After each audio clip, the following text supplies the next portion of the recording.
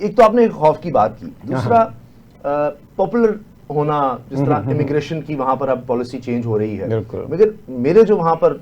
Relatives हैं, जो दोस्त अहबाब अजीज क़रीब हैं, वो कह रहे हैं कि ये अनाउंस तो हुई है लेकिन उस पर शुरू में थोड़ा सा अमल हुआ, अब इतना नहीं है क्योंकि वो वहां की इकोनॉमी में उनका बड़ा हाथ है, जो लोग यहाँ से मिग्रेट कर गए। फिर ट्रम्प खुद भी कहता है कि यहाँ की अब यूनिवर्सिटी में डिस्टिंक्शन ले लें जनाब, आपको तो फिर नेशनलिटी देखें, क्योंकि यानी अभी भी वो कॉन्सेप्ट है कि पूरी दुनिया से ब्रेन्स यहाँ पे हमें लाने हैं। बिल्कुल, देखिए डोनाल्ड ट्रंप अभी करंटली हमारा क्योंकि यूनिवर्सिटी से ताल्लुक है, यूएस एड जो है वो बिल्कुल बंद हो चुकी है। हमारे बहुत सारे जो स्टूडेंट्स हैं उनके दाखिले हमने खुद रोक दिए गए हैं, और बहुत सारे ना सिर्फ ये अमेरिका से डिपोर्ट किया जा रहा है स्टूडेंट्स को यूनिवर्सिटी से निकाल के, बल्कि एक और इलेक्शन साइकिल की ज़रूरत है यूरोप को, कि जब ट्रम्पिज्म की जो आइडियोलॉजी है, राइट विंग रेडिकल जो पॉपुलिज्म की आइडियोलॉजी है, वो आपको पूरे यूरोप के अंदर एक्सपैंड करती हुई नजर आ रही नहीं, बल्कि एक्सपैंड कर चुकी है। आप स्कैंडिनेवियन कंट्री से लेके इटली से लेके न्यू नाजीज्म, न्यू फाशिज्म की बुनियाद वहाँ पे पड़ चुकी है। और जिस तरीके से भी इलेक्शंस जर्मनी के आए हैं और उसके जो रिजल्ट आपको आए हैं, दूसरी बड़ी पार्टी बन के सामने आई है, ठीक है, जो राइट विंग की पोलिटिकल पार्टीज हैं।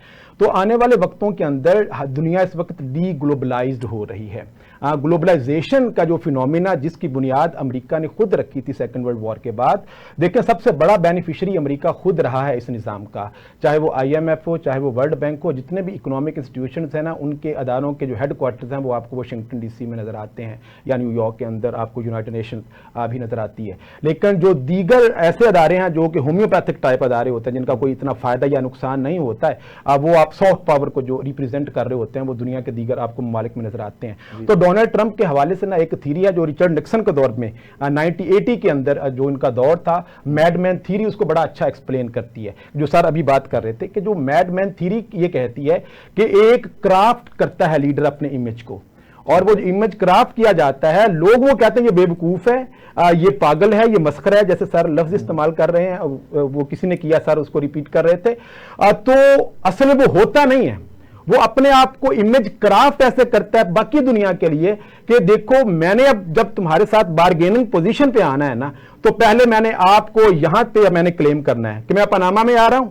मैं मैक्सिको की तरफ आ रहा हूं, मैं जो है वो आपके ग्रीनलैंड पे आ रहा हूं, गजा को अब मैं एक अपना परचेज कर लूंगा और वहां पे अमेरिकन और मेरा जो है वो ट्रम्प टावर वहां पे, या ईरान के ऊपर अटैक करने लगा हूं, और अगले ही दिन नेगोशिएशन टेबल, और अगले ही दिन नेतन्याहू के साथ बैठ के वो कहता है जी हम हफ्ते के दिन के साथ डील करने जा रहे हैं, मुज़ाकरात करने जा रहे हैं। अपने राइवल्स को अपनी कंडीशंस के ऊपर लाने के लिए, वो निगोशिएशन पोजीशन के अंदर लाने के लिए पहले ये इतने बड़े क्लेम किए जाते हैं, क्राफ्ट किया जाता है। लीडर्स को ज़ेलेंस्की के साथ जो कुछ किया था ओवल हाउस के अंदर, वो सिर्फ बाकी दुनिया को मैसेज देने के लिए था कि मैं अपने इत्तेहादी के साथ, यूक्रेन के साथ ये कर रहा हूं, और जब आपने मेरे साथ निगोशिएट करना है तो इस लेवल पे दुनिया के सामने आपकी जलालत हो सकती है। अब जब ज़ेलेंस्की जो है वो पुतिन के साथ बैठेगा और वहां पे आके अगर वो कहता है मैं पीछे हटता हूं, पहले वो कह रहा था ना ओवल हाउस छोड़ के चला गया, और अगले ही दिन वो खुद उसने कहा कि मैं मुज़ाकरात करना चाह रहा हूं। ये वही यूरोप है जिन्होंने आपस में बैठ के कभी बुदापेस्ट में बैठे होते हैं, कभी हंगरी के अंदर, कभी फ्रांस के अंदर बैठे होते हैं कि हमने किस तरीके से